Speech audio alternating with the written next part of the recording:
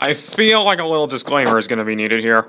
I wasn't going to make this video. Okay, I was, but it collided with my top 10 overrated games list. And since at the time Movie Maker was all I had, I can only get one project out or the other. I ultimately went with the top 10 since I started working on that one already. So I sent my lines, scripts, and avatar pics to Henry, who agreed to edit it for me. He ended up taking too long, and eventually I decided to edit it on my own with Shotcut. I originally wanted this video to go up in June, but obviously that didn't happen. Also, I wrote my script the day I watched this video. I'm spiteful and stubborn, and I wasn't going to let this opportunity fly by. And I know Redden and David the Savior already made commentaries on this video, but there is a bunch of stuff they missed that I plan to cover. So, roll that intro. So, while I'm not the biggest fan of drama, it is fun to get yourself caught in the mosh, which is why I'll be commentating on Just a Robot, and it requires some backstory. Some guy made a video about Pokemon who could destroy the world. Just a Robot did a commentary on it. Doodletones did a commentary on Robot's video, and Robot responded to it. I'll be commentating on that. After all, it's the least I can do after she edited my Milo Stewart commentary. So with all that out of the way, let's get this show on the road. Doing that video on Our Game's Racist was a lot of hard work. I gotta lay down and recharge my batteries. Hang on, what's this? Oh, looks like someone did a commentary on me. M-Skull? Is that you? Are you posing as a cyborg commentator? Green is not a creative color. Hey, what's this? 11 Pokemon that could destroy the world? Well, that doesn't sound so bad. Okay, this is going to seriously bother me if I don't bring this up here. I get it, you're trying to be a robot, that's your character, but the way you speak is grating. It's as if you're a child trying to sound incredibly cool, but you wind up sounding more edgy than anything. It makes me want to play dodgeball in traffic. It's always great when people start off a commentary with an ad hominem attack. Now, normally I don't care about ad hominem attacks, but the thing is, Doodletone does. Even show off your real voice instead of using Speakonia. Use a different program. Or better yet, use your real voice. Returning viewers will definitely know this, but the whole use your real voice argument seriously gets on my nerves. Same goes for the show us your real face argument. Neither of these critiques debunk anything anyone has to say. Instead, this is what is known as an ad hominem, which is basically something directed at a person instead of the argument that they hold. So it's bad for Pikachu Gamer 64 to complain about someone using Speakonia, but it's a-okay for you to complain about me using a robot voice. You're such a hypocrite. No, she is not a hypocrite. What you just showed actually works in her favor. Her complaint against Pikachu Gamer was that he was pulling the use your real voice argument. Doodletones was criticizing your robot voice because she thought the way you were doing it is annoying. She wasn't complaining that you weren't using your real voice. So, honestly, she's perfectly fine. Now I know what some of you are thinking. Hey, in your commentary on MGTOW Gangster, you pointed out that his microphone quality was bad at the beginning of your commentary. And yes, while I did tell him that, I also told him where he can get a good microphone, and I said this. I know that my robot voice is not the most pleasant thing to listen to, but at the very least it's something new. So at the very least I acknowledge that my robot voice isn't that good. I told this to Jake Spider-Monkey 1994, and I'll tell you too. Pointing out your problems doesn't make them go away. I didn't want to end with this one. Electrobe? Really? Nor did I want to lead with it, or put it in the middle. I know this isn't a top 10, but you always have to save the best for last, and I wasn't sure if this one was the best, or the worst. It's the worst, dude. You, gonna explain why there, friend? I mean, saying that Electrode is just the worst Pokemon to choose for this list without explanation is rather unfortunate. I mean, you must know something I don't. Inform me, because as far as I'm concerned, Electrode isn't even the worst electric-type Pokemon for this list. When I say it's the worst, I'm not saying it's the worst Pokemon ever. I'm saying it's the worst Pokemon on this list. Pay attention to what he says before I say it's the worst. Hey, fuckface! Take your own advice! Did you not pay attention to what Doodle said? She was complaining that you didn't elaborate on what you meant, stupid. Way to claim Doodle as a hypocrite and then right after make yourself out to be a hypocrite as well. This isn't a top 10, but you always have to save the best for last, and I wasn't sure if this one was the best, or the worst. If you want me to elaborate why it's the worst Pokemon on this list, he says this about it. One Electrode alone would not be enough to destroy the world. He doesn't say that about any of the other Pokemon, just Electrobe. That still doesn't change the fact that you should have explained in your original video. Why should we have to sit around playing Trivial Pursuit as to what you meant when you could prove your point like a good commentator would? This is probably fine in the Pokemon world, since we've seen them explode many times without causing too much damage. But that wouldn't be the same in our world. You see, Electrodes store their energy under very high pressure, so when they explode, you can be sure they will cause great damage. This probably isn't reflected in the anime because it's a kid's show. Electrode are also very attracted to electricity, and the problem is, only a small shock is enough to set them off. Actually, its Pokedex entry in Omega Ruby states that during thunderstorms, you can see Electrode exploding everywhere, which brings me to my next point. One Electrode alone would not be enough to destroy the world, but if all the Electrodes started blowing up, they definitely could. If every Electrobe's explosion was the size of a few megatons, then yeah, they could possibly destroy the world, but Electrobe explosions are the size of grenade explosions. If every single grenade on Earth blew up, yeah, it would cause quite a lot of damage, but nowhere near enough to destroy the world. Evidence, please. I mean, the burden of proof is on you. I can't find shit all that claims Electrode's explosions are the size of grenades. Well then, let's take a look at a few Electrobe explosions. それに、マルマインは生き物なのかどうか未だに不明と言われておるが、そのわけはじゃな。はい、お口をあーんしてごらん。Okay, so our first example didn't do any damage to the laboratory or Professor Oak, but maybe the Electrobe was just a low level. Let's take a look at some others. I choose you! Wrong Pokemon! Try that thing! Electrode! Allahu Akbar. Okay, this explosion was pretty big. However, you could make the argument that the explosion was a combined effort of the Electrobe and the hot air balloon's fuel tank. Let's do 2 more. Yeah, let's not. And I'm gonna bring this up now since it happens throughout the video. Bro, you drag out your points way too much. I've been sitting here for about 2 minutes and you've only shown 2 examples. One with Electrode using possibly a different move and another with an unnecessary ISIS joke. Just bring up 1 example to prove your point and that's it. That's all you need. Oh, and it's pronounced Electrode, not Electrobe, you idiot. Green is not a creative color. As soon as he even starts to erupt volcanoes, America would just nuke him. I mean, I could bring up the fact that Groudon is practically the god of land, bring up several hypotheticals that put you in an awkward position, or I could just take the easy way out and point to its Pokemon Emerald Pokedex entry where it says it just awakening this thing causes volcanoes to erupt. Yeah, but how many volcanoes will erupt? 50? 500? All of them? All of them? The thing is, the Pokédex just says that volcanoes will erupt. Not all the volcanoes will erupt. Also, the repercussions of killing a god that created the land we stand on is definitely something to take into account. Whoa, what? Also, the repercussions of killing a god that created the land we stand on is definitely something to take into account. Groudon created the land in the Pokemon world, not the land in our world. Do you even know what you're talking about anymore? Oh, calm your circuitry, you know what she meant. And that still doesn't negate her argument that killing Groudon would be pretty disastrous. This scenario would be similar to the one with Groudon, except oceans would overflow, thunderstorms would cause massive damage, and tsunamis would destroy everything. Kyogre doesn't need to go primal for any of it either. Now, I could use the same argument I used for Groudon, but I'm going to do something else this time. Earlier in the video, you said this. I'm talking about the actual destruction of the Earth, not humanity. Now, if the Earth was flooded, it wouldn't be destroyed. It would just be, well, covered in water. What even is your definition of being destroyed? This is my definition of being destroyed.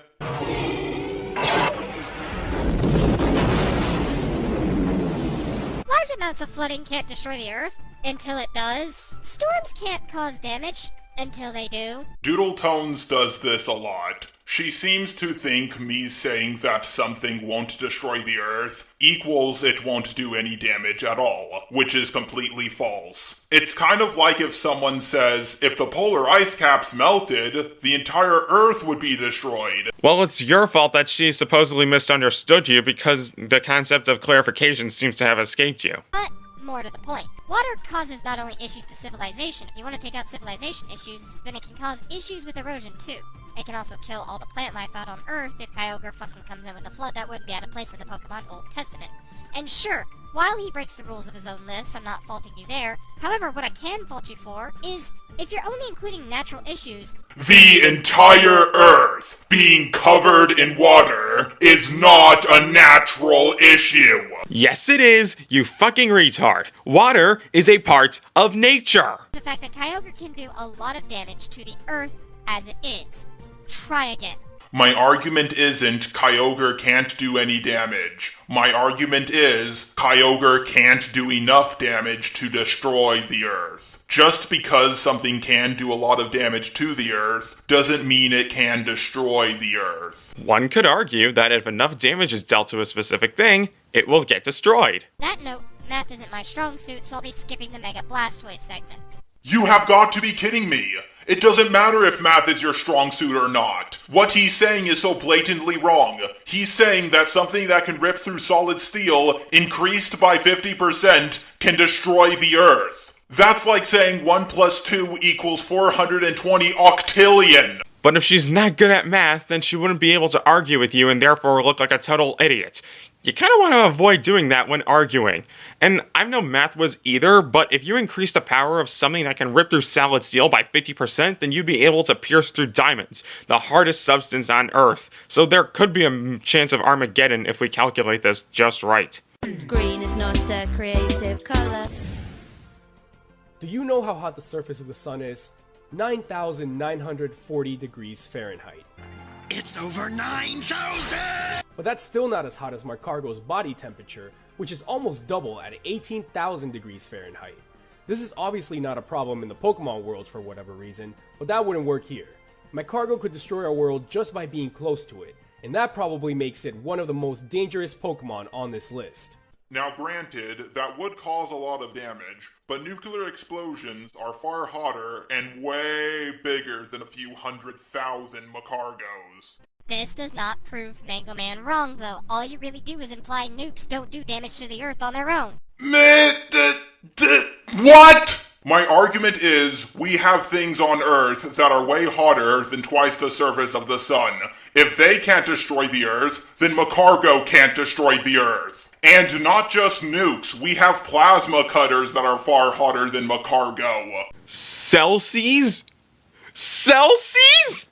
How fucking retarded are you? Your grammar is fucking awful! Just for that, I refuse to take you seriously. Close to it. Oh god, it's funny every single time. Seeing as it's approximately 2 times hotter than the sun, if my grade school math is correct. He's only twice as hot as the surface of the sun. Here's how hot the sun's core is. The sun alone, if it was closer to our Earth, hell, the sun as it is now can cause wildfires. Being in Colorado, I should know this firsthand. Imagining what it would do if it was closer to the Earth makes me wonder how can you argue this point is. Just because something is as hot as something doesn't mean it's as powerful. The sun is several times bigger than the Earth, and Macargo is the size of a dog. It would depend on how many Macargos there are. If there was only one Macargo on Earth, then yeah, it wouldn't destroy the Earth. But if there were enough to encircle the planet, then yeah, we'd all be dead. Especially seeing as Macargo, being in the woods would kill probably half the wildlife in that woods. You know, partially destroying the world. Well, partially destroying the Earth doesn't equal destroying the whole Earth. Also, another thing about Magmar. Okay, now, stop. I'm skipping the rest of this point since what I say covers it completely. I don't care if you are bad at names. If you acknowledge a flaw after recording a line, then retake it. There is no reason for this obvious problem to be here, especially considering that Magmar and Macargo are pretty hard to mix up. Green is not a creative color. I feel like we've gone through every possible scenario of how our world could end, but the entire planet freezing? Yeah, I don't think we've covered that yet. Out of all the Ice-type legendary Pokemon, Kyurem is probably the only one that can accomplish that. During Black 2 and White 2, Team Plasma froze Opelucid City with the help of Kyurem and some technology. But that's the Pokemon world. If we've learned anything during all of this, it's that the Pokemon world is a lot more resistant than ours. So I have no doubt in my mind that Kyurem could freeze our entire planet and end life as we know it. The only thing we learned so far is that you're an idiot. Even if your argument about the Pokemon world being more resistant than our world was correct, it would have to be a few million times more resistant. Here's the landmass of New York City, and this is the landmass of the entire Earth. You may have noticed that the landmass of the entire Earth is a bit more than 50% bigger than New York City. No, I'm not going to let that go. So, the Pokemon world isn't more resistant than the human world. What? Can you even speak English? You are in no position to talk about English comprehension given how you can't even spell the word Celsius correctly. English? My argument isn't the Pokemon world is not more resistant. My argument is, if it is more resistant, it would have to be a few million times more resistant. Yeah, the Pokemon world is probably more resistant, but you can't just say something that would destroy a city in one world would destroy the entire planet in another world. Technically, yes you can. Pulling up a DC Comics example, Darkseid's planet Apocalypse can handle constant eruptions and lava flows due to the fact that the planet is slathered in anti-life. If that were to happen on Earth, both DC and real Earth, it would be destroyed in a matter of minutes. Maybe a little less than that. The Pokemon Earth was obviously designed by its creators to take insane amounts of destruction. How else would there be Pokemon battles every day? And this is probably the biggest thing in my favor. Rock and ground type Pokemon know the move Earthquake. If they use that move casually in battle and the planet hasn't eroded into itself by now, the Pokemon Earth can definitely make our Earth its bitch. Also, if the planet did freeze over, humanity still could survive. That would be reliant on how much of the Earth has frozen over. If all forms of sustainable life had been eliminated, we as humans would die, which is probably what the countdown maker in the question was trying to get across. Huh, there's a specific Pokemon you didn't discredit that proves you wrong. Wonder who it could be. Oh right, Macargo discredits your whole argument here. Hey Robot, do me a huge favor and go hug the sun. Just get into a rocket ship and fly to the sun, then tell me how their world isn't more resistant to shit like that. Just a lightning bolt explosion often exceeds the heat of 90,000 degrees Fahrenheit. That's roughly 5 times hotter than Macargo. Hopefully I don't have to bring this up anymore. Again, if there were enough Macargo on Earth to live on every continent and country, then yes, they could possibly destroy the Earth. Same for your lightning strike example. If lightning strikes completely blanketed the Earth, we'd all die. Anything it sees. So that technically means anything, right? Then it would be really unfortunate if a Ditto came to Earth and decided to destroy it, because it totally could.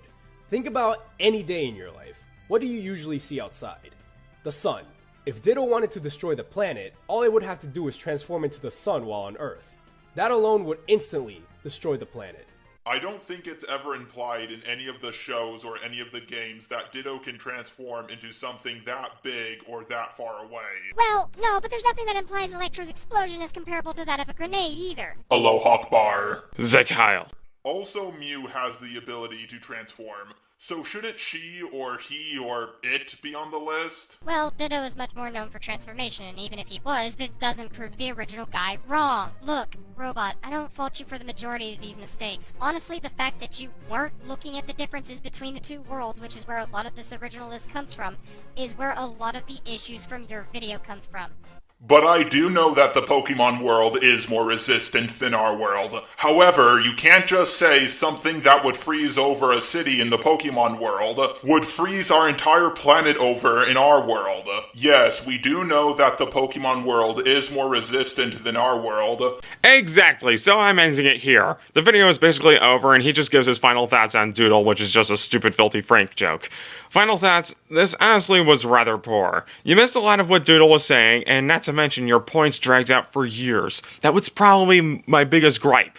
You only made about 13 interjections over the course of 20 minutes. You're so slow with your points that scripting this took an hour for me to do. My advice is to work on your presentation and debate skills, since they definitely need polishing. Especially the former.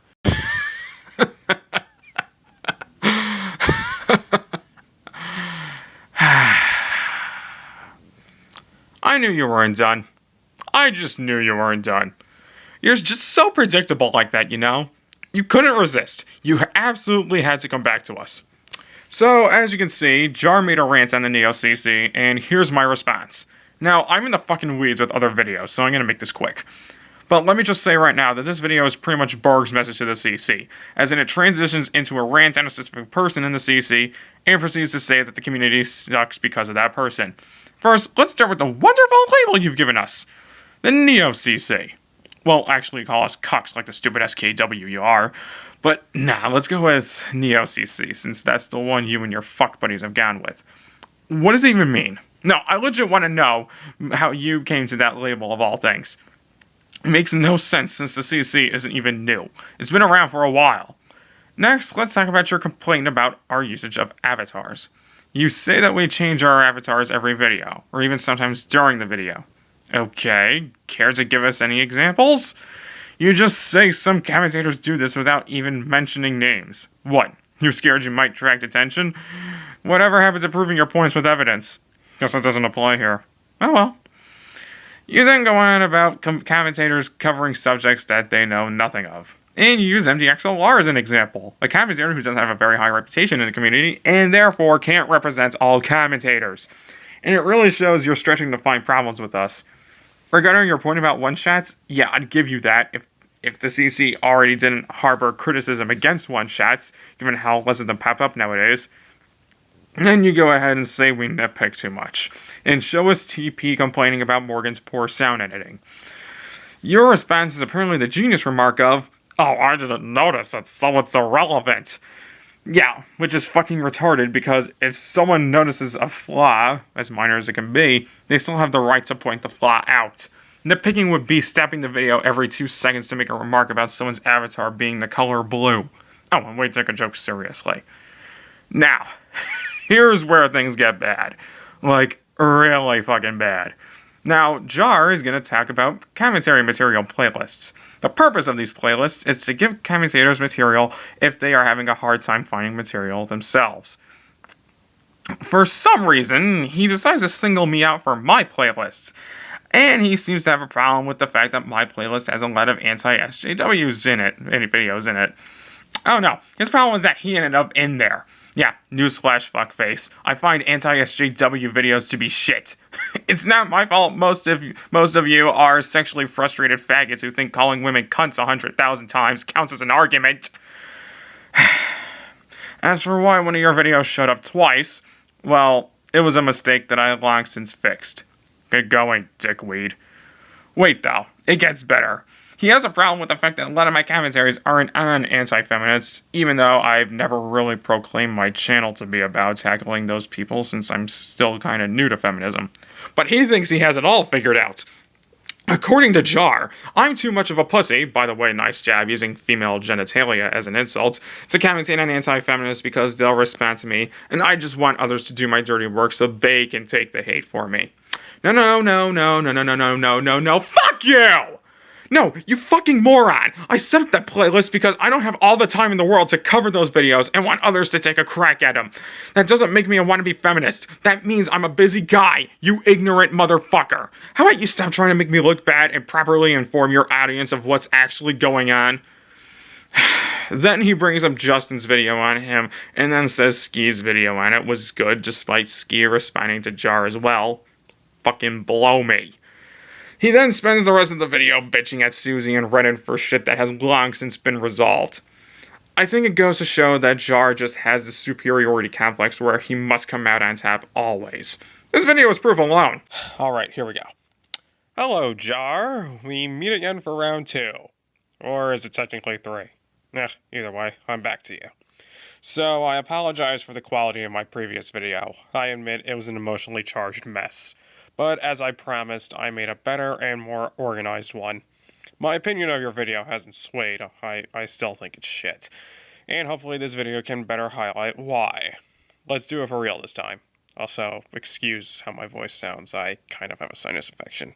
Now I know what a lot of you are thinking, and don't worry, this is not a permanent change. I'm just somewhere else right now, and I'm sorry if you can hear any background noise. With that out of the way, let's talk about the commentary community. And don't worry, this is not about the Pokemon drama.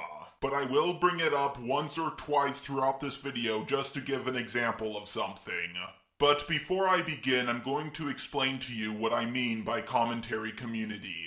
When I say commentary community, I'm not talking about people who make commentaries in general. I'm talking about a specific group that makes commentaries. I'm not talking about people who make political and social commentaries, like Teal Deer, Sargon of Akkad, Bearing, Thunderfoot. I'm not talking about those guys. I'm also not talking about roasting commentators, like Leafy is Here and Pyrocynical. Instead, I'm talking about a very interesting type of commentary community. I like to refer to them as the commentary cuck community. The neo-commentary community. First point. This is regarding the name NeoCC. Well, first, you actually call us cucks, which I don't understand. Typically, that word is used against male feminists, which is ironic since most of the community is anti-feminist. Only like 3 of us are feminists, so you come up with a better label. On to your actual neo-CC bullshit. Shouldn't that be the name for the alt-CC? The prefix neo means new, and the CC is not new at all. I think you got this whole thing backwards, bud. If you have already seen my videos on the Pokemon drama, then you have a pretty good idea of what these people are like. Most of them use an avatar from an anime, cartoon, or video game, and they usually change their avatar a lot, like every video. In fact, sometimes they change their avatar during the video. Now, there are some exceptions, not all of them do this, but most of them do. Second point. You bring up commentators changing avatars between videos, and sometimes during videos.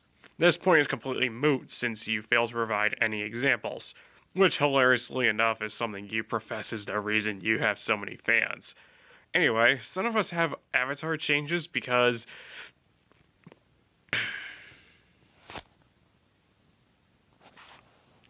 Excuse me. Some of us change avatars between videos to try new ones out. I mean, I myself switch avatars for different types of videos. I use Lara Croft as my standard avatar, Paige for whenever I feel like being different, Tracer for feminism videos, Lady Maria for SAC commentaries, Quiet for burst fire commentaries, and Eva for one-shots and two-shots. Granted, people like Susie and Blaze of Arcana take this a bit too far, but there's nothing really worth complaining about here on the surface. Also, unlike political commentators, they commentate on whatever they want, so at the very least they have variety. But unfortunately, they often commentate on a subject they know little to nothing about. Let me give you an example of what I mean. Once you are dead, you cannot die again. In the Buu saga, Vegeta is fighting Buu, obviously, and Goku tells him that he could be killed again, and when you die twice, you just simply don't exist anymore. You died once. If anything happens to you now, you won't exist anymore. There'll be nothing I can do to bring you back. However, it's been stated multiple times that once you die, you cannot die again. You're forgetting, you're already dead. You can't die a second time, you know. What are you implying? I mean, Goku said you can't die more than once. And then King Kai also says you can't die more than once. You completely mistranslated everything. What Goku is saying is that if you die as a ghost, you're not only dead, but there's no way Shenron can bring you back to life. Probably because it's beyond his power. What King Kai is saying is that as a ghost, it's impossible to kill you. Basically, no matter what people do to your astral form, it won't be destroyed. This is really not complicated to understand. Honestly, it almost comes across as you're doing this on purpose. Maybe it's because it was poorly explained. Maybe there's something that's flying over my head. I don't know. But this one's lost on me. You could have gone into a little more detail explaining how this was a plot hole or an inconsistency. Is it really his fault? Because I perfectly understood what he meant. I think he went into enough detail. Maybe you're the problem. Just because you don't understand something doesn't mean everybody else doesn't understand it. This is one of my major problems with the commentary community. They just seem like they want videos to be made for them specifically. Now, I'm sure they don't actually think that, but it definitely comes across that way. There actually is an inconsistency here. Because both Goku and Krillin have died more than once. Oh my god. They're not talking about dying, coming back to life, then dying again. They're talking about dying, becoming a ghost, and then dying again while you're still a ghost. Just face it, you have no idea what you're talking about. Third point. You say we go after topics we know nothing about, and give an example of MDXLR doing a bad one-shot on someone. This doesn't work because no one's perfect, and we're bound to make a bad video at some point. Just arbitrarily bringing up one failed video can't represent all videos branching out of typical niches. Hell, my niche is feminism, and I'm still figuring out how to gain ground on those videos. More on that later, though. Foreshadowing. Now I know what a lot of you are thinking. What about the rest of her video? Well, the thing is, that's pretty much her entire video. This is a thing the Neo commentary community calls a one-shot commentary. Basically, they take a segment of a video they don't agree with, and they respond to it. Even if they agree with the rest of the video, if there's one part of the video they don't agree with, they have to make a response video to that one little part. Now, maybe instead you could, oh, I don't know, leave a comment? Is your opinion really so important you have to edit an entire video just to respond to a 20-second clip? Now I know some of you are thinking, didn't you just do a one-shot commentary? Well, the problem isn't the one-shot commentary itself. For example, if someone made a compilation of a bunch of one-shot commentaries, I really wouldn't see anything wrong with that. But putting together a video for something so small just kind of seems a little sad to me. One could argue that the video I'm making right now is a bunch of one-shot commentaries combined, but I'm doing it for the purpose of talking about a community as a whole. Fourth point. You complain about one-shot commentaries. Now, here's the thing. One-shot commentaries don't have the best reputation with us anymore. People still make them, sure. They have the right to, but no one really promotes them anymore. They started popping up when YouTube comments had a character limit. But to go on a bit further, leaving a comment has the risk of that comment being buried under thousands of other comments and never being seen. That's why making a video is a better option. It's easier to find, and you can explain yourself better. Another major issue I have with the commentary community is just how much they nitpick. Holy shit. I think I need a moment. Morgan, did you really just have the gunshot sound effect be quieter than the gun cocking sound effect?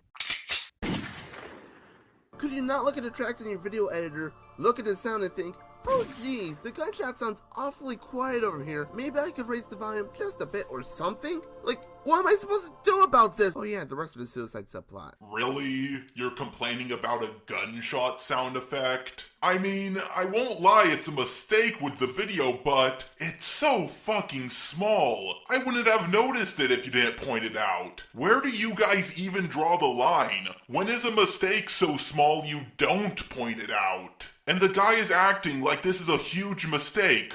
I think I need a moment. Really? You need a minute for that? Oh, and by the way, buddy, loosen your braces. They're way too tight. Fifth point. Nitpicks. This is kind of hard to approach.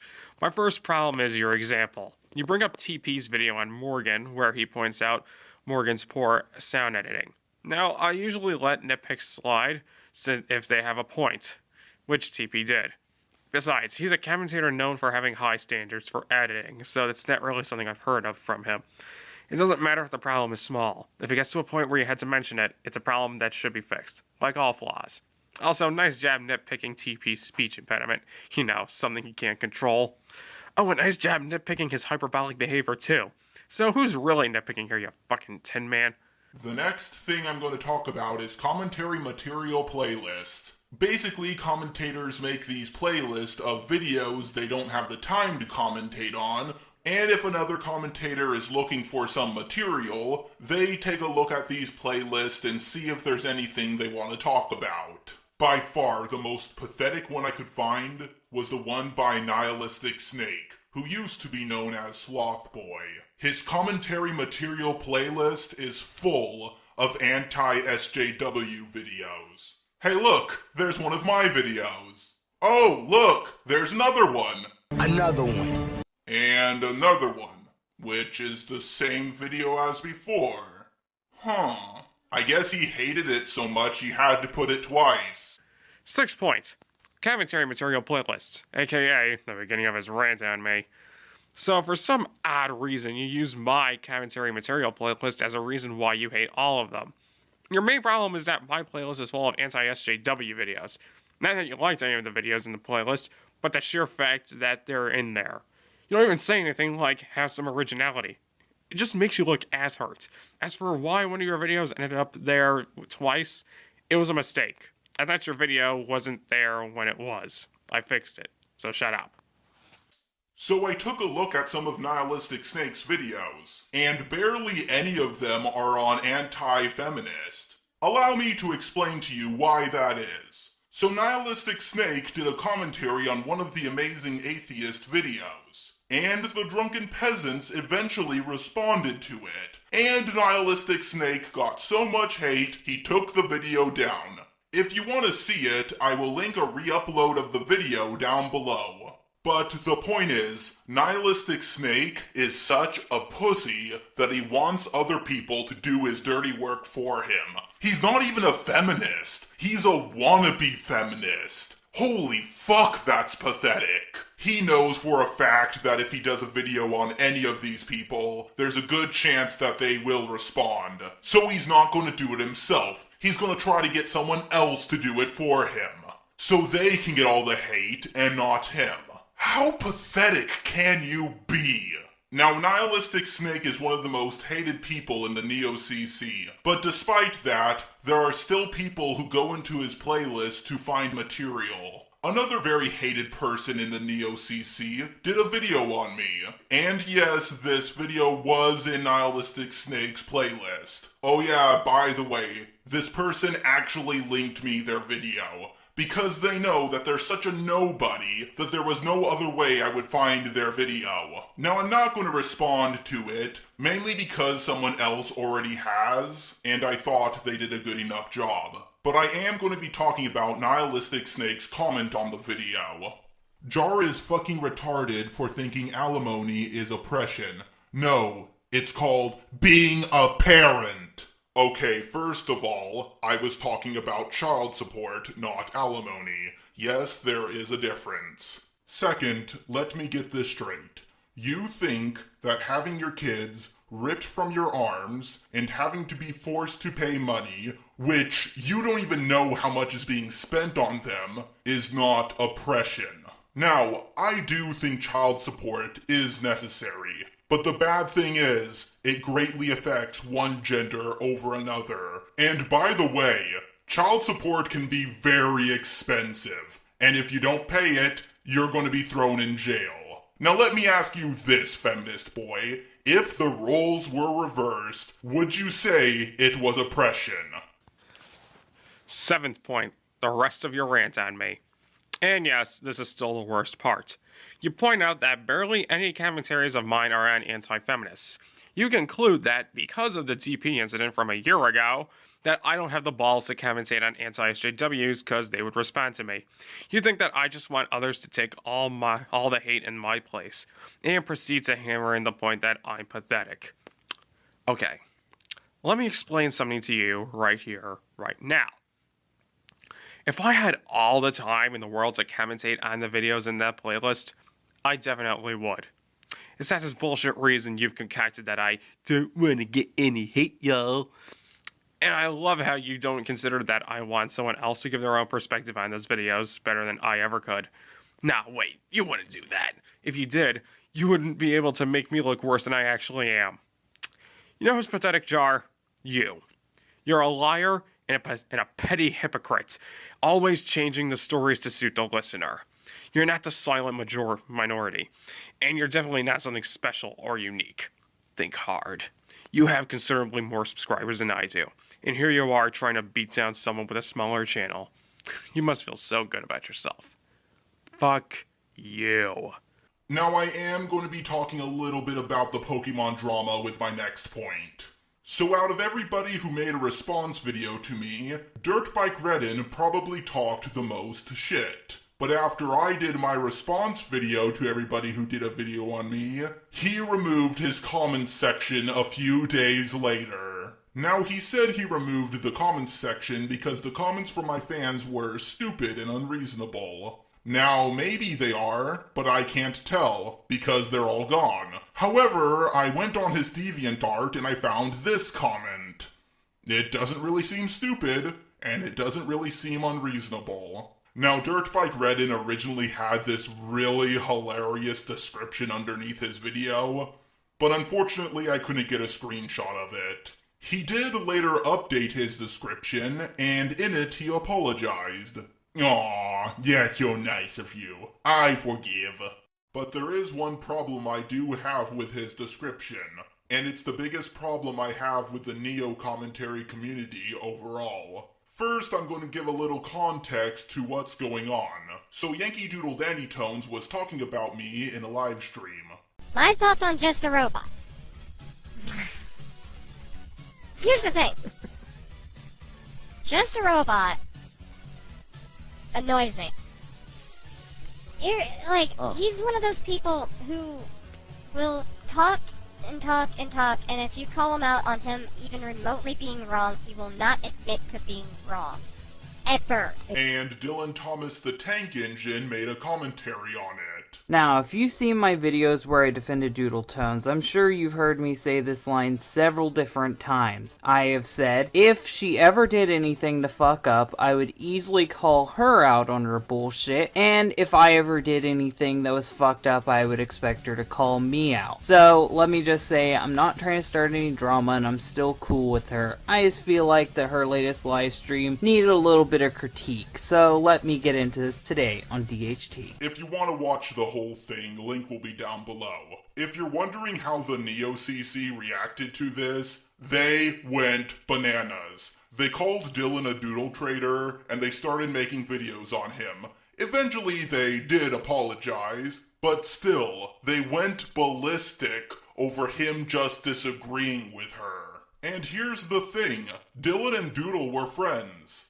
Dirtbike Redden does say in his description that Dylan is in my camp, which at the time he wasn't. He was way closer friends with Doodle Tones than he was with me at the time. But I guess if they're not with you, they must be against you, and on my side, right? Eighth point. This is regarding Susie, because of course it wouldn't be a jar video if he didn't bring her up once. It's about her debacle with Dylan Thomas. Okay, first, no. We didn't go after Dylan because he disagreed with Susie. It was because he was badly defending you and cherry-picked pedantic examples to try and hide a grander scheme so you can still come across as the better person. Essentially, he was enabling you.